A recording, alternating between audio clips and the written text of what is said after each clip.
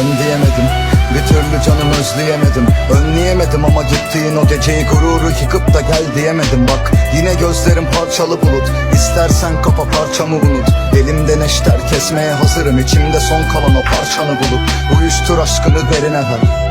Artık sana yenilemem. Git gözüm görmesin o güzelliğini. Yeniden sen diye deliremem. Bana hak ver ya da al deş beni.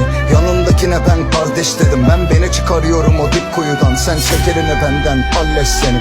Acıları üzerime siz saldınız. En büyük hatanız kör sandınız ama değilim. Siz ne anlar